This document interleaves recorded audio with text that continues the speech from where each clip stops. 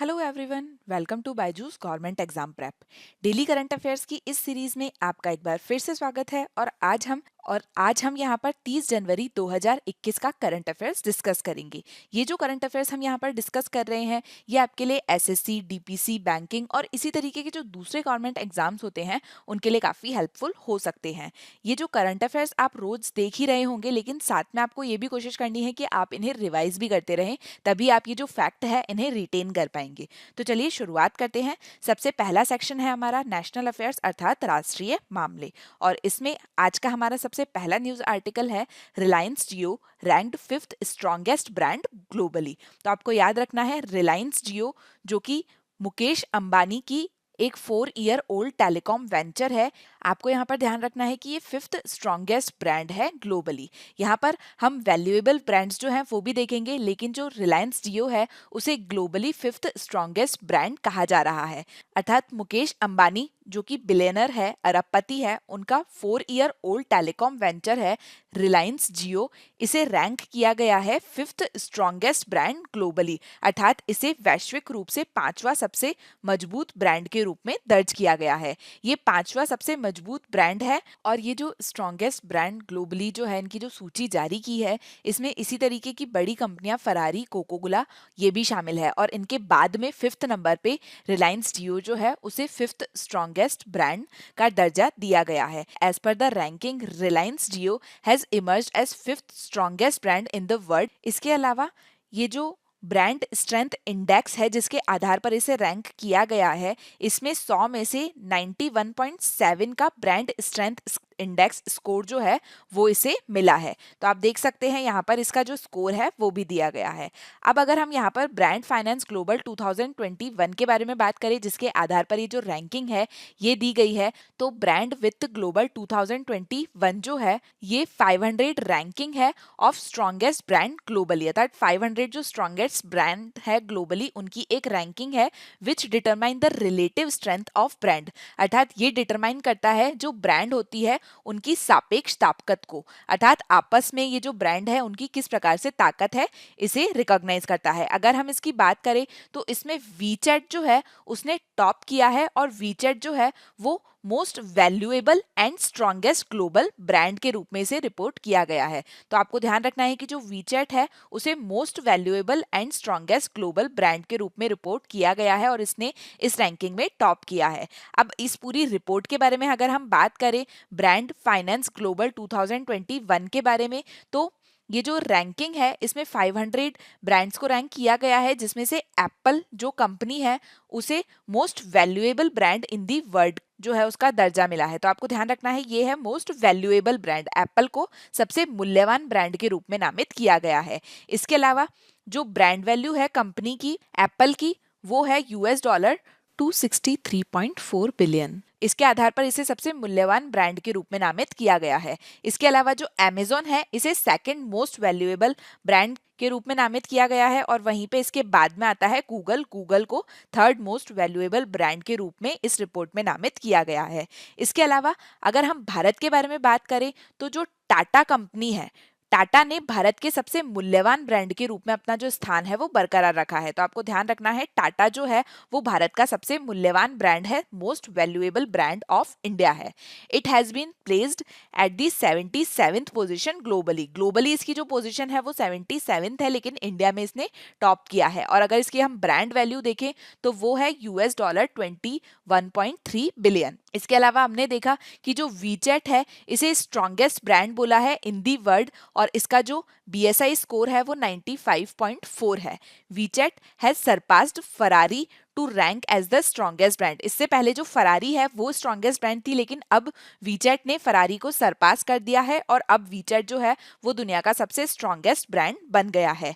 इसके अलावा फरारी हम देखें तो फरारी को मिला है सेकंड स्थान strongest brand in the world में। फरारी दुनिया का दूसरा सबसे मजबूत ब्रांड है। इसके बाद में रशियन बैंक सेबेर है और कोको कोला। रशियन बैंक सेबेर जो है उसे थर्ड स्ट्रॉन्गेस्ट ब्रांड का दर्जा मिला है, कोको कोला को फोर्थ स्ट्रॉन्गेस्ट ब्रांड का दर्जा मिला है। है। और उसके बाद हमने फिफ्थ देखा, फिफ्थ मिला है रिलायंस जियो को मोस्ट स्ट्रॉन्गेस्ट ब्रांड ग्लोबली का दर्जा।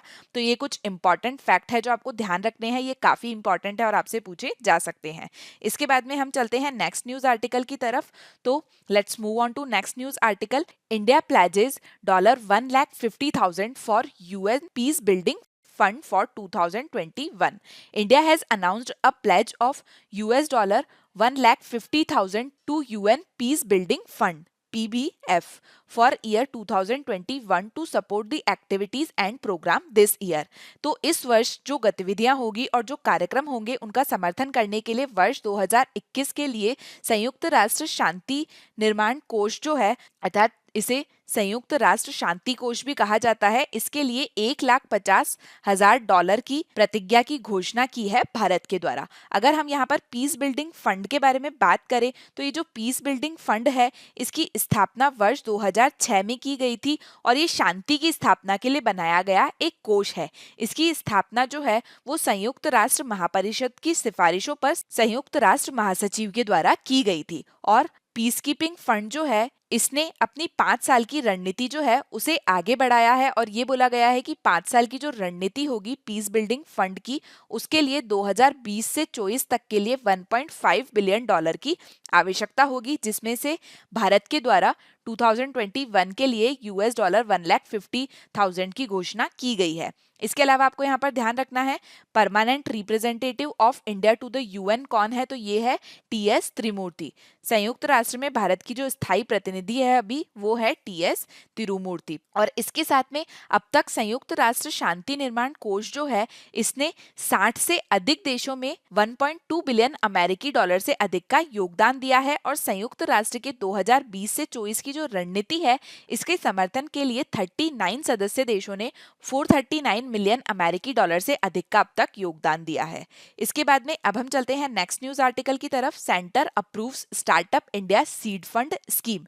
तो सेंटर ने अर्थात केंद्र के द्वारा startup India seed fund scheme जो है उसकी अप्रूवल दे दिया गया है। Central government has approved ₹945 crore startup India seed fund scheme. केंद्र सरकार ने 945 करोड़ रुपए की स्टार्टअप इंडिया सीड फंड की जो स्कीम है उसे मंजूरी दी है, which aims to provide financial assistance to startup for the product trial, market entry, proof of concept, prototype development and commercialisation. तो आपको ध्यान रखना है ये जो स्टार्टअप सीड फंड स्कीम है इसका उद्देश्य क्या है, तो इसका उद्देश्य है कि जो उत्पादन परीक्षण होता है अर्थात जो प्रोडक्ट के ट्रायल होते हैं, किसी स्टार्टअप के द्वारा कोई प्रोडक्ट बनाया जाता है तो उसका जो ट्रायल किया जाता है प्रोडक्ट का, इसके अलावा उस प्रोडक्ट की जो मार्केट एंट्री होती है, बाजार प्रवेश या फिर इसकी जो अवधारणा है उसका प्रमाण, प्रोटोटाइप विकास और जो व्यवसायीकरण होता है उसके लिए स्टार्टअप को वित्तीय सहायता प्रदान करेगी ये स्कीम।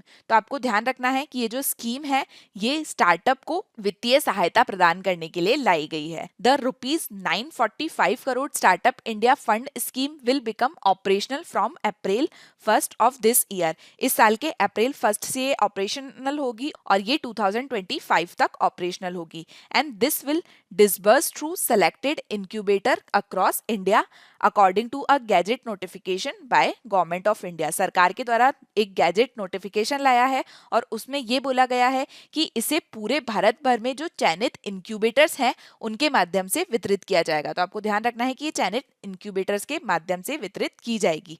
इसके अलावा यहाँ पर सबसे इंपॉर्टेंट पॉइंट है कि ये जो स्कीम है इसे इम्प्लीमेंट किसके द्वारा किया जाएगा, तो the scheme will be implemented by department of promotion of industries and internal trade, अर्थात उद्योग और आंतरिक व्यापार संवर्धन विकास के द्वारा इस योजना को लागू किया जाएगा।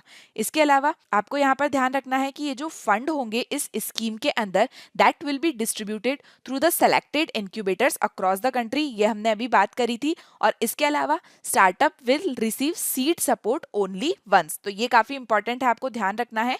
ये आपको पॉइंट दे दिया जा सकता है कि स्टार्टअप जो है उन्हें केवल एक बार ये जो सीड सपोर्ट है ये मिलेगा, अर्थात उनको केवल एक बार जो फाइनेंशियल सपोर्ट है वो इस स्कीम के अंदर मिलेगा, अर्थात एक स्टार्टअप को केवल एक बार इस स्कीम के अंदर फाइनेंशियल सपोर्ट मिलेगा। इसके साथ ही अगर हम यहाँ पर ये देखें कि कौन से स्टार्टअप होंगे जो कि इस स्कीम के लिए एलिजिबल होंगे, तो ये जो स्कीम है इसमें जो फंड है that can be availed by a startup that are incorporated not before 2 year ago of time of application. इसके अलावा the startup will be recognised by DPIIT. DPIIT जो है उनके द्वारा ये जो स्टार्टअप है ये रिकॉग्नाइज्ड होने चाहिए। इसके साथ ही the startup seeking fund under the scheme must have a suitable commercially viable business idea and it should use technology in its core product and service. इसके अलावा कौन से स्टार्टअप एलिजिबल होंगे, तो ये जो नोटिफिकेशन आया है वो ये हाईलाइट करता है कि उन स्टार्टअप को प्रेफरेंस दी जाएगी जो इनोवेटिव सॉल्यूशन प्रोवाइड करते हैं in the sectors such as waste management, social impact, health care, textile, agriculture, water management, defence, food processing, education, energy, railway, financial inclusion, mobility, space, oil,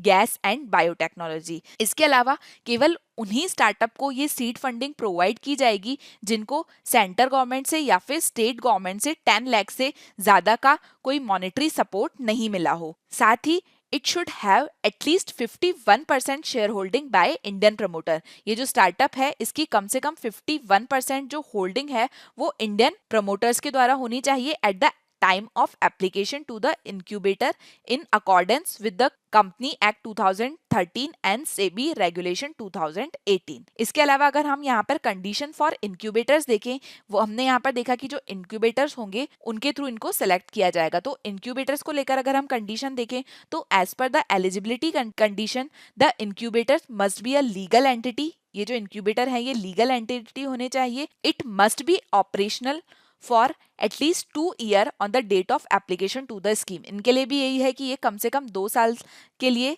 operation होने चाहिए। इसकी शुरुआत करने के 2 साल पहले से ये ऑपरेशनल होने चाहिए। Further it have at least 5 startup undergoing incubation physically and should have the seating capacity for at least 25 individual. They should have a full-time CEO and capable team. ये जो incubators होंगे इनकी कम से कम 25 individual की seating capacity होनी चाहिए। इतने individual इसमें working होने चाहिए। इसके साथ ही इसमें full-time CEO और एक capable team होनी चाहिए इन incubators के पास में। Now let's move on to next section. अगला section है international affairs अर्थात अंतरराष्ट्रीय मामले, और इसमें आज हम चर्चा करेंगे इटालियन प्राइम मिनिस्टर के बारे में। तो यहाँ पर बात की गई है इटालियन प्राइम मिनिस्टर गिउसेप कोंटे की। गिउसेप कोंटे जो कि इटली के प्रधानमंत्री थे, उनके द्वारा रिजाइन कर दिया गया है। He has resigned after losing his senate majority. Senate में अपना बहुमत खोने के बाद में इन्होंने रिजाइन कर दिया है, और अब ये बोला जा रहा है कि इनके रेजिग्नेशन के बाद में ऐसे समय में जब इटली जो है जो कि एक पैंडेमिक से जूझ रहा है और साथ ही रिसेशन में है, तो ऐसे समय में इसने कंट्री को एक पॉलिटिकल अनसर्टेनिटी में डाल दिया है, एक राजनीतिक अनिश्चितता में इस पूरी स्थिति ने देश को डाल दिया है। उन्होंने राष्ट्रपति सर्जियो मैटारेला, तो आपको ध्यान रखना है कि इटली के राष्ट्रपति कौन है, सर्जियो मैटारेला। उन्होंने सर्जियो मैटारेला को अपना रेजिग्नेशन जो है वो दिया है, the ultimate arbitrator of Italian political crisis. तो अब जब पीएम ने रिजाइन कर दिया है तो इटली के जो प्रेसिडेंट है सर्जियो मैटारेला वो अल्टीमेट आर्बिट्रेटर होंगे इटालियन पॉलिटिकल क्राइसिस के, और इनके द्वारा इनवाइट किया है पीएम गिउसेppe कोंटे को in a caretaker capacity pending discussion on what happen next. अर्थात ये जो प्रेसिडेंट है इनने डिसाइड किया है कि पीएम जो है वो केयरटेकर की कैपेसिटी लेंगे जब तक ये निर्णय नहीं ले लिया जाता है कि अब क्या होगा, और अब जो ये पॉलिटिकल अनसर्टेनिटी है, जब पीएम ने रिजाइन कर दिया है तो अब नेक्स्ट क्या होगा, जब तक वो डिसीजन नहीं ले लिया जाता है तब तक अभी ये जो पीएम है ये केयरटेकर के रूप में कार्य करेंगे। साथ ही अगर हम इटली के बारे में बात करें तो इटली ऐसा पहला यूरोपीय देश था जिसने कोविड-19 महामारी की पूरी ताकत का सामना किया था। हमने ये देखा था कि उन्होंने कोविड-19 पैंडेमिक की जो शुरुआत थी तब उसका काफी हद तक सामना किया था और उससे काफी ज्यादा नुकसान हुआ था इटली को, with the economy pledged into recession and death still rising by around 400 a day. जिसके बाद में क्या हुआ था कि जो इकोनॉमी है वो रिसेशन में चली गई, और अब भी इटली में ये देखा जा रहा है कि कोविड-19 के चलते रोज कम से कम 400 मौतें हो रही है। Part of the country remain under partial lockdown, the vaccination programme has slowed and deadline is looming to agree on plans to spend billion of euros in European Union Recovery Fund. अर्थात देश के कुछ हिस्से में अब तक भी आंशिक लॉकडाउन है, टीकाकरण कार्यक्रम जो है वो धीमा हो गया है और यूरोपीय संघ के रिकवरी फंडों में अरबों यूरो खर्च करने की योजना पर जो सहमति है वो अभी बन रही है। अब इसके बाद में हम चलते हैं नेक्स्ट सेक्शन की तरफ, जो कि है various national and international personalities in news, अर्थात समाचार में विभिन्न राष्ट्रीय और अंतर्राष्ट्रीय व्यक्तित्व। और इसमें आज हम चर्चा करेंगे काजा कलास की। Kaja Kallas sworn in as first women prime minister of Estonia. तो आपको ध्यान रखना है, ये है काजा कैलास और ये लीडर है of the reform party in Estonia. Estonia में ये रिफॉर्म पार्टी की नेता है और ये देश की प्रधानमंत्री चुनी गई है। She has been elected as the new prime minister of the country. तो आपको ध्यान रखना है कि ये एस्टोनिया की फर्स्ट फीमेल प्राइम मिनिस्टर है। और यहाँ पर आपको एक बहुत इंपॉर्टेंट पॉइंट है जो ध्यान रखना है, यहाँ पर एक बहुत ही रोचक तथ्य है कि जब काजा कोलास, अब हम देख रहे हैं कि फर्स्ट प्राइम मिनिस्टर बन गई है एस्टोनिया की, तो इसके चलते एस्टोनिया जो है that is currently the only country in the world where both the president and prime minister are women. अर्थात काजा कैलास के प्रधानमंत्री बनने के बाद में एस्टोनिया जो है वो वर्तमान में दुनिया का एकमात्र देश है जहां पर राष्ट्रपति और प्रधानमंत्री जो है वो दोनों ही महिलाएं हैं। इसके अलावा आपको यहाँ पर देखना है कि Kaja Kallas succeeded Jüri Ratas who resigned recently for being accused in corruption scandal. तो अगर हम यहाँ पर एस्टोनिया के बारे में बात करें तो यहाँ पर आप मैप देख सकते हैं एस्टोनिया का। एस्टोनिया की कैपिटल सिटी क्या है, एस्टोनिया की राजधानी क्या है, तो एस्टोनिया की राजधानी है टैलिन और एस्टोनिया में जो करेंसी अर्थात जो मुद्रा चलती है वो है यूरो। यहाँ पर आप देख सकते हैं ये है Estonia. Now let's move on to next section, banking and finance related news, अर्थात बैंकिंग और वित्त संबंधी समाचार।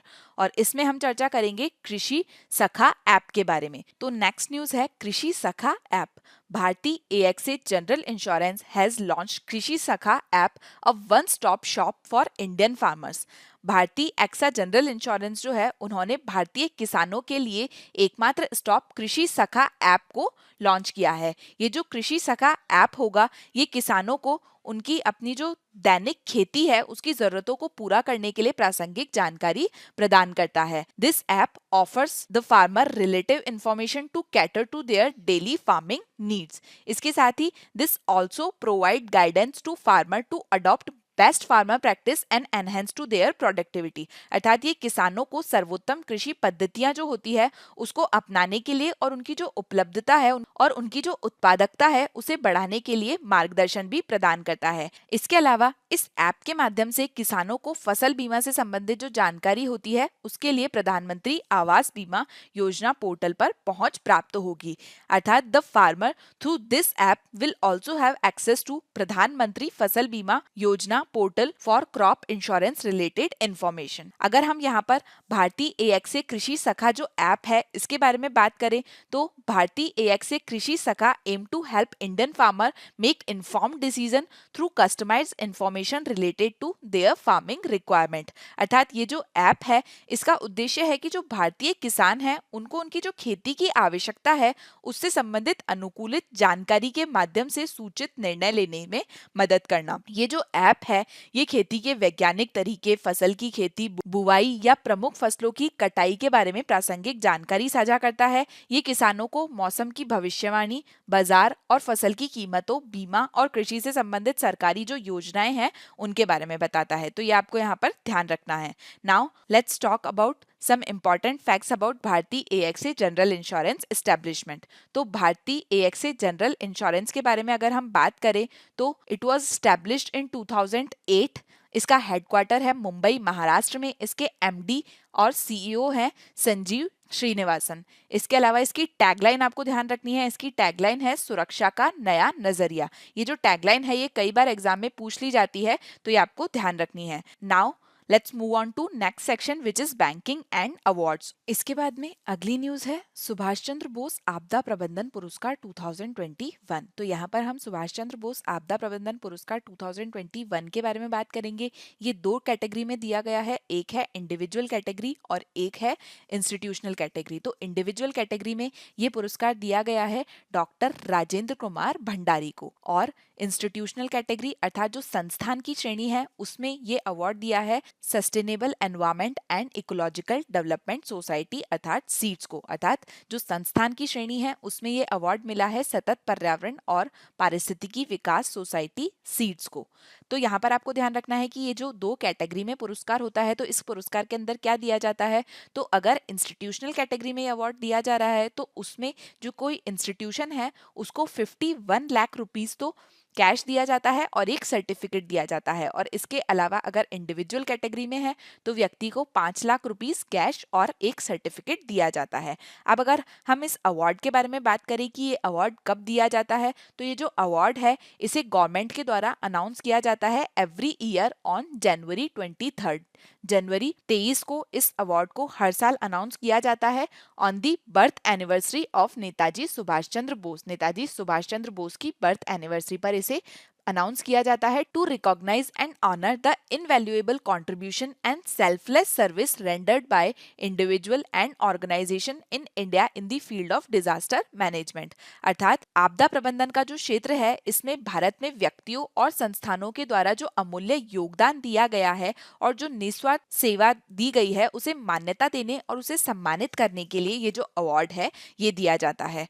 अब हम चलते हैं नेक्स्ट सेक्शन की तरफ जो कि है इम्पोर्टेंट डेज अर्थात महत्वपूर्ण दिवस, और इसमें आज हम चर्चा करेंगे मैट्रीज डे की अर्थात शहीद दिवस की।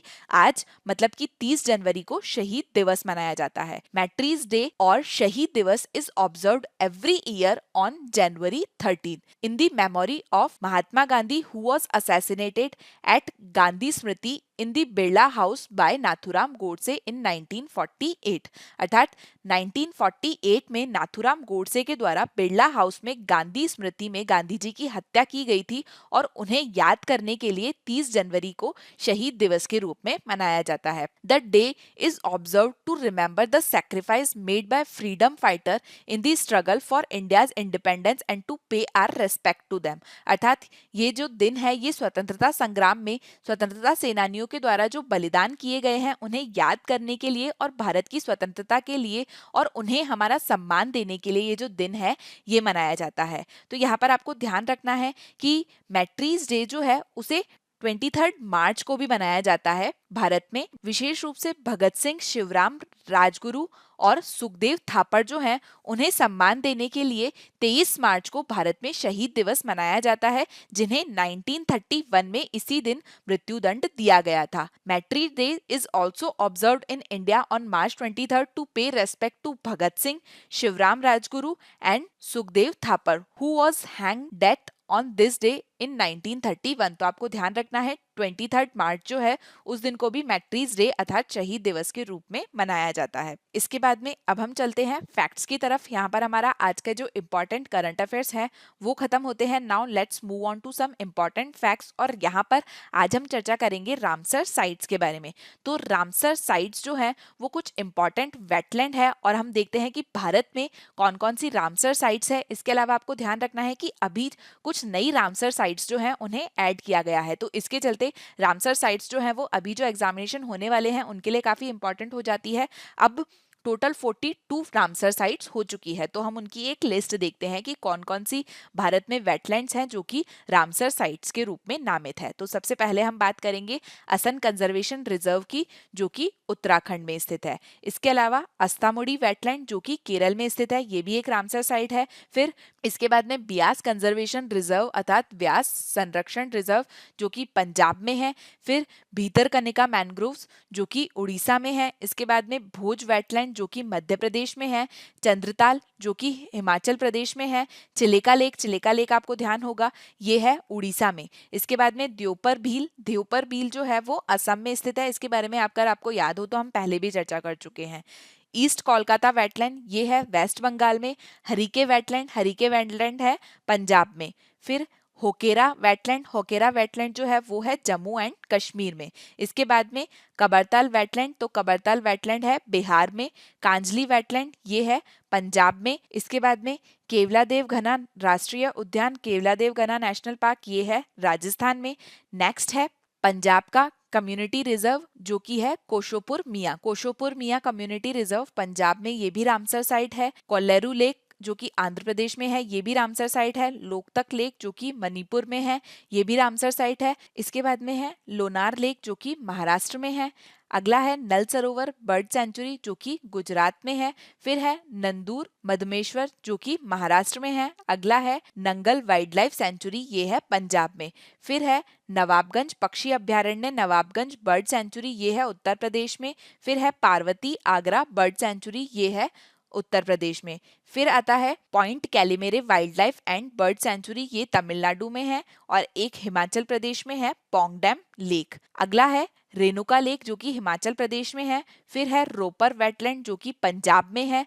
रुद्रसागर लेक जो कि त्रिपुरा में है। फिर है समन बर्ड सेंचुरी जो कि उत्तर प्रदेश में है। फिर है समसपुर बर्ड सेंचुरी जो कि उत्तर प्रदेश में है। इसके बाद हमें है सांबर लेक जो कि राजस्थान में है। फिर है सांडी पक्षी अभ्यारण्य जो कि उत्तर प्रदेश में है। फिर है सरसई नवार झील, ये भी उत्तर प्रदेश में है। सस्ता मकोटा लेक, ये केरल में है।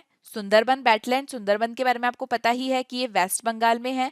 फिर सुरेंसर मनसर लेक, ये है जम्मू कश्मीर में। अगला है सुर सरोवर, सुर सरोवर है उत्तर प्रदेश में। तसो मोरिरी, ये है जम्मू कश्मीर में। तसोकर, ये है लद्दाख में। अब पहले क्या होता था कि जम्मू कश्मीर और लद्दाख जो है वो एक ही था, जम्मू कश्मीर राज्य था। अब जब जम्मू कश्मीर को दो भागों में डिवाइड कर दिया है, दो यूनियन टेरिटरीज में बांट दिया है, तो अब आपको ये ध्यान रखना है कि कौन सा जम्मू कश्मीर यूनियन टेरिटरी में है और कौन सा लद्दाख यूनियन टेरिटरी में है। तो तसोकर जो है वो लद्दाख यूनियन टेरिटरी के अंदर आएगा। इसके बाद में अपर गंगा रिवर, ये उत्तर प्रदेश में है, ये आपको ध्यान ही होगा। इसके बाद में वेम्बनाड कोल वेटलैंड, ये है केरल में। और आखिर में है वुलर लेक जो कि जम्मू कश्मीर में स्थित है। तो ये एक लिस्ट है सारी रामसर साइट्स जो है इंडिया में उनकी। अगर आपके लिए ये याद करना इतनी बड़ी लिस्ट डिफिकल्ट हो जाता है तो आप स्टेट वाइज भी अपनी एक लिस्ट बना सकते हैं कि कौन कौन सी स्टेट में कौन कौन सी रामसर साइट्स है, तो आपके लिए याद रखना थोड़ा ईजी हो जाएगा।